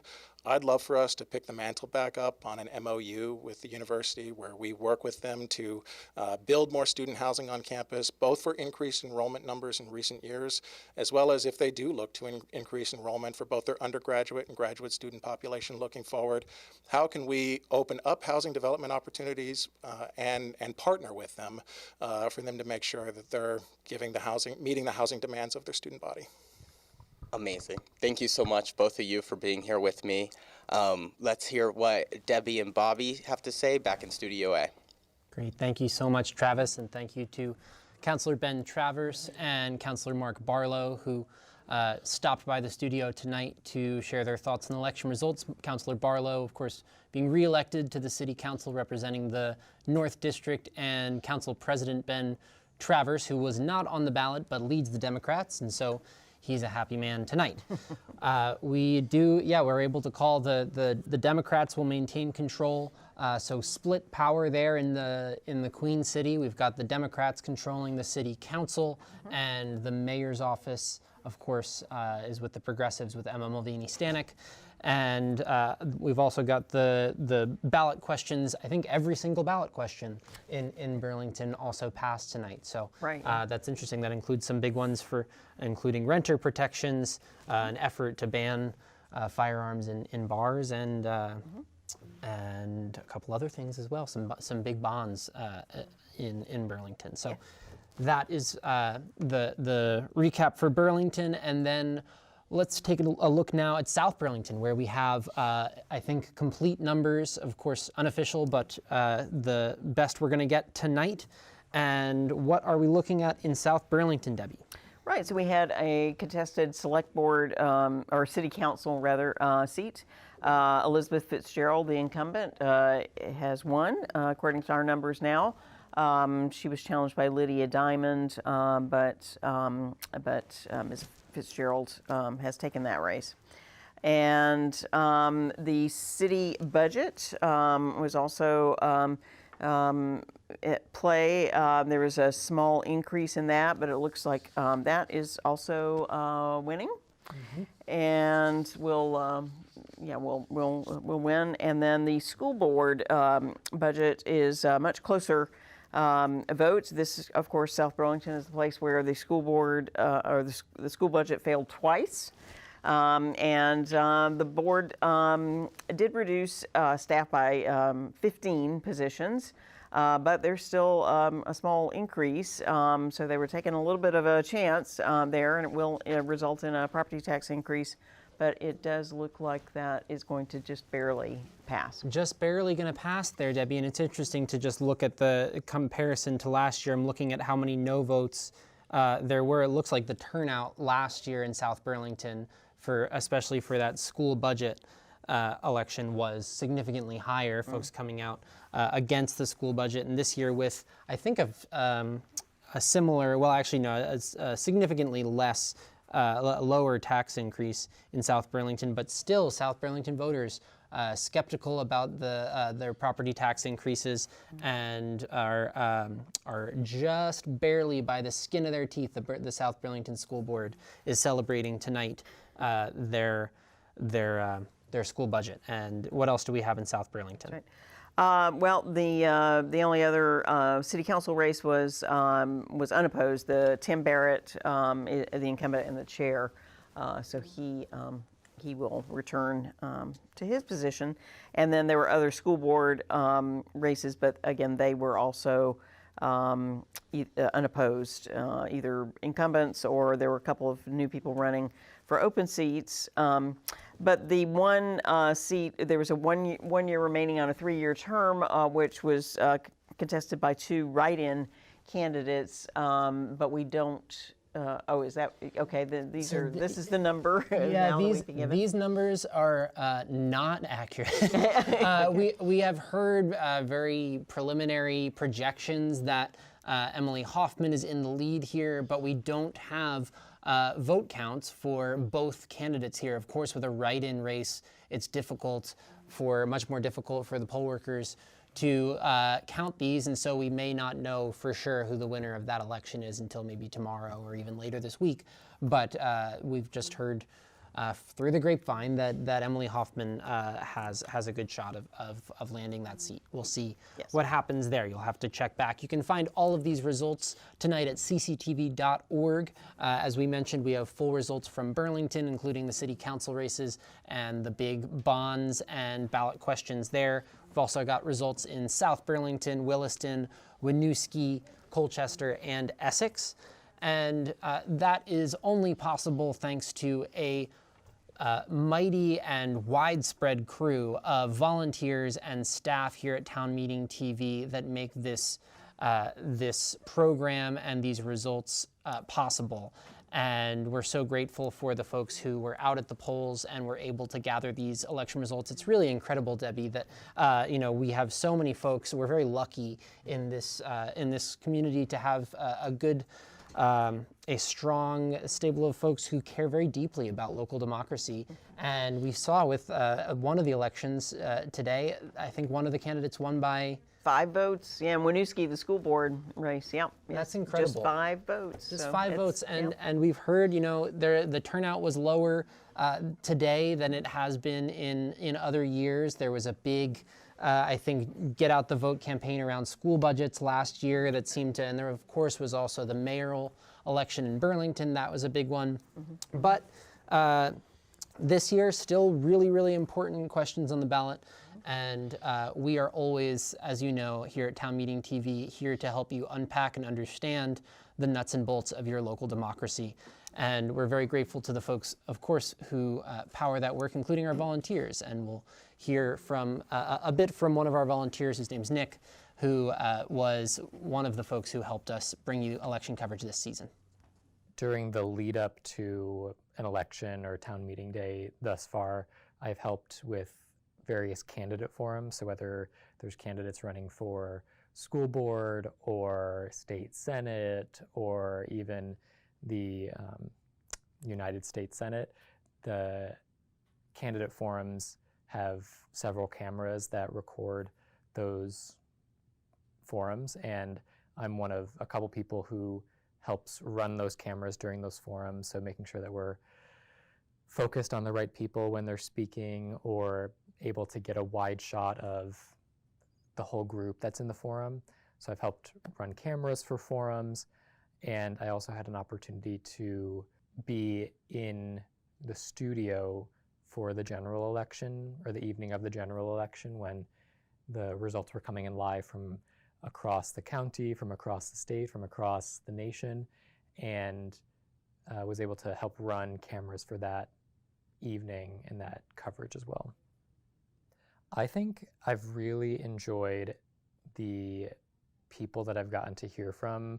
Just standing behind the camera, you get to hear from the people who are running for office and hearing their stories and hearing why they're running for the office that they're running for. If someone was interested in volunteering with Town Meeting TV, I would say do it. It's been so fun. It's been a great opportunity to deepen my understanding for the town that I live in, and maybe challenge the bias that I have towards just hearing about the news in my town and learning about towns that are adjacent to mine or very far away from mine. I think it's a great opportunity to deepen your knowledge for your town and the communities that are all around you that you might not be as tapped into. I just have an appreciation for Town Meeting TV. I have an appreciation for community media doing the work to keep us informed, keep us aware of what's going on around us locally. I think a lot of that is at risk in one way or another, and feels like something, volunteering here feels like something that I can do to show my support and endorse something that I feel is valuable and critical for a vibrant community. And I really hope that Town Meeting TV is around for at least another 40 years. And if I can play a small part in keeping that fire burning, I feel really accomplished, I feel really fulfilled, and I'm happy to do it. Volunteering for Town Meeting TV fills my cup every time that I'm here. So grateful. There is Nick right now. Nick, thank you so much for all that you do to keep this operation up and running, and we really, really appreciate all of your support this election season. It's folks like Nick that make this possible, and I'm grateful to you, Debbie, as well, for the time and effort and the studying that you've done.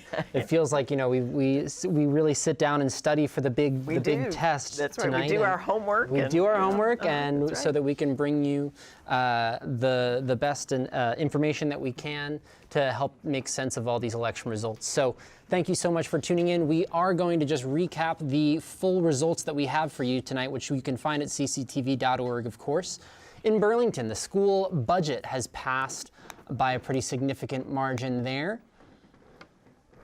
We've got a GO bond for $20 million for general infrastructure. That one has passed. The $152 million lake bond, the big one, that one has passed by a big margin in Burlington. The revenue bond for drinking water as well has passed by a significant margin. And we've got a charter change. This would ban firearms in establishments with a liquor license. I think that has to get sent to the legislature. We'll see about that one. But it did pass. The city council was seeking authority to be able to redraw district lines in the city of Burlington without going to the state, and they were able to pass that. This charter change to give the city council authority to extend the notification period for certain types of renters. It looks like it's passed. Did that need 67% or just 50? Just 50. Okay, there you go, then it passed. And then the big city council race tonight, Ali Schachter, the Democrat, has narrowly defeated Kathy Olwell, the progressive, in the East District there. That's a big one. Milo Grant, the progressive who we heard from earlier tonight, has won her race and uncontested for the Central District. The South District, the other contested race in Burlington, Buddy Singh, the Democrat, has prevailed over Jen Monroe Zakaris to take Joan Shannon's seat, and then Mark Barlow, the incumbent Democrat, has won in the North District.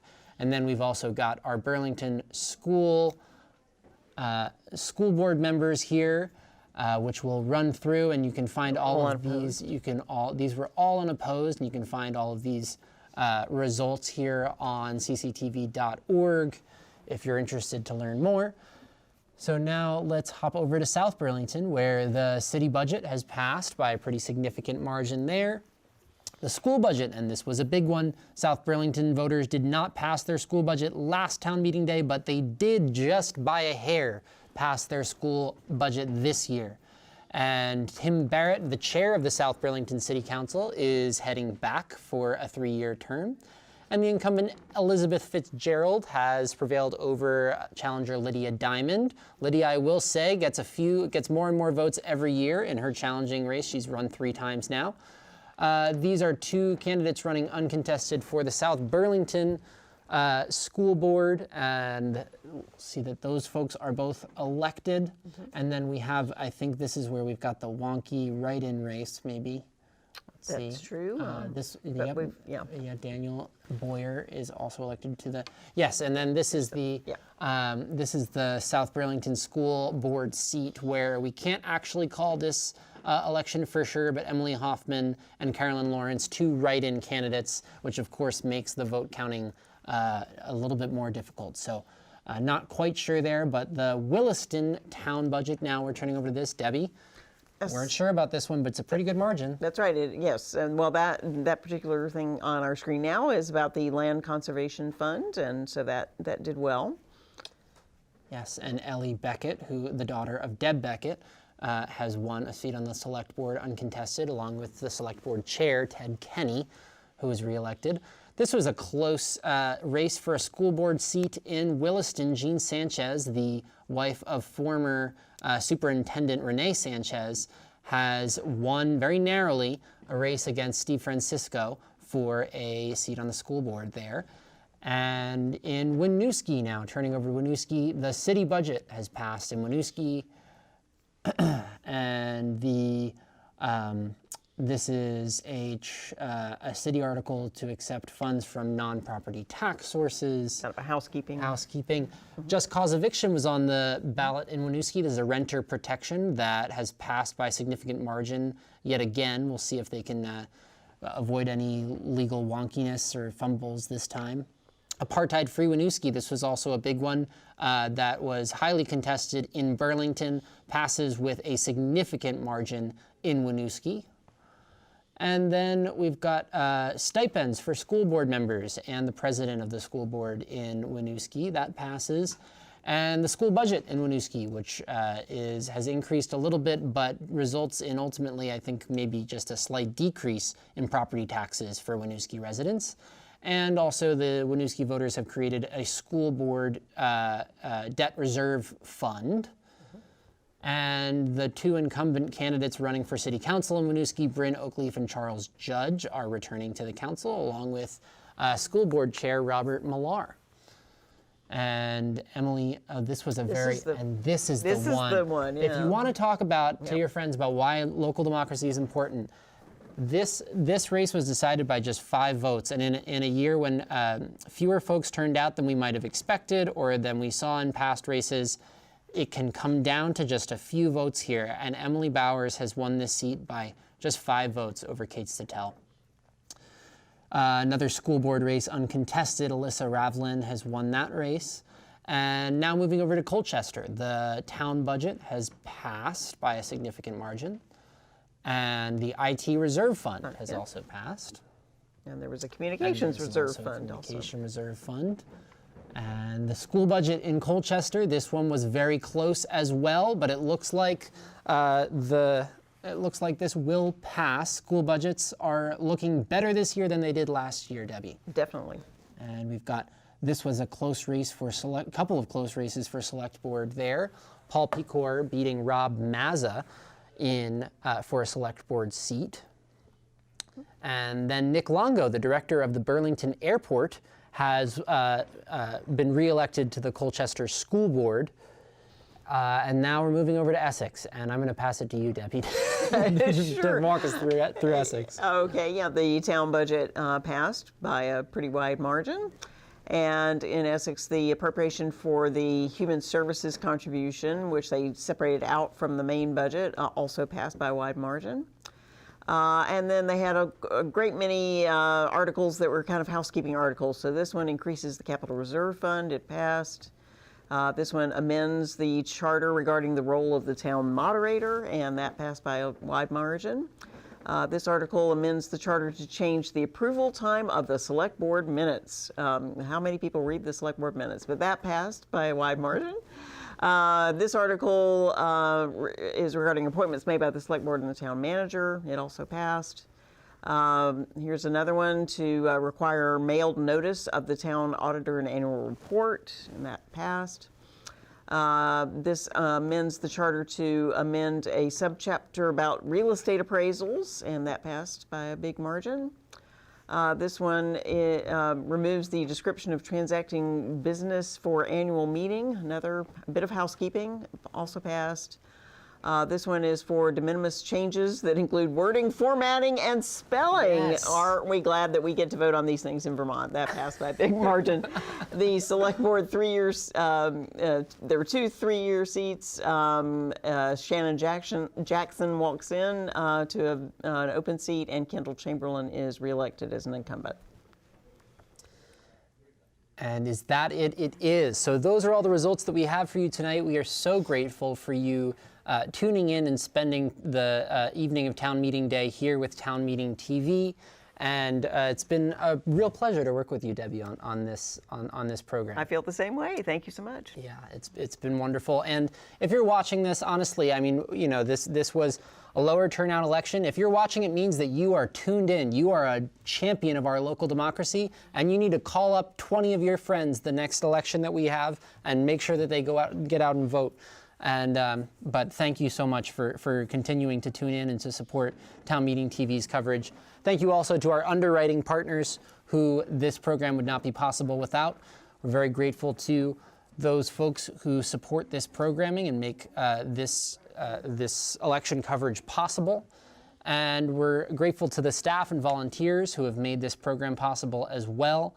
And we're also grateful and want to end the program tonight by honoring some folks who we have lost in the past year, who were vital to our community here at CCTV, and were vital champions of really important communities that we want to take a second to recognize here. And so we'll end the show here and say thank you so much. And you can find the results of tonight's election at cctv.org. But for now, we'll hear from folks that we've lost this year. My name is Bill Keel, and I've been around a long, long time. Bonjour à tous.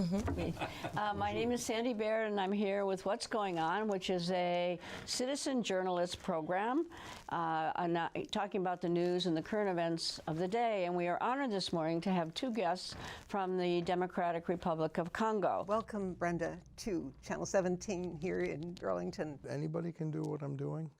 That to be an advocate just takes one simple act. Everybody is on social media. Everybody every day sees things that are painful to look at or painful to watch. Don't react with a like or dislike or smiley face. Actually take that to the next level and contact somebody, write a letter. One person can start a chain of events that has impact. I've had a lot of experience of birth, and I found birth to be a really powerful experience, and I think that she captures that in her images.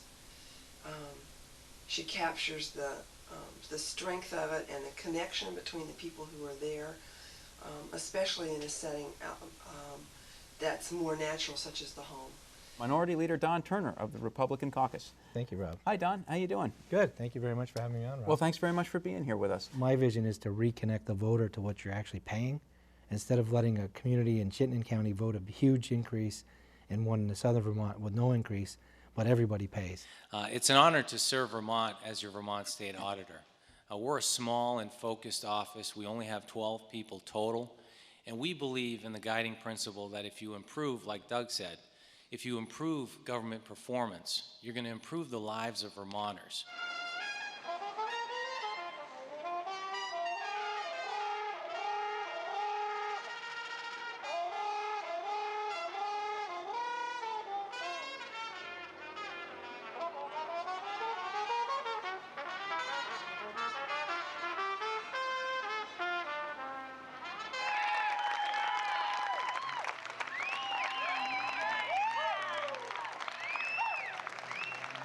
The Jazz Festival means to me is that everybody get together and enjoy the local music.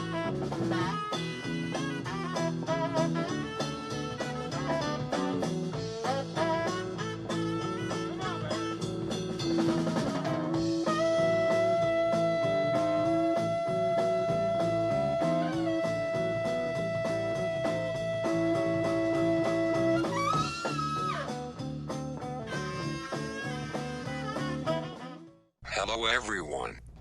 I am Mark Utter and I type to communicate. Oh, I know it is odd for me to be embarking on having a talk show, but it seems like an opportunity I shouldn't miss. Hi Paul, welcome to the first episode of The Uttering Mind.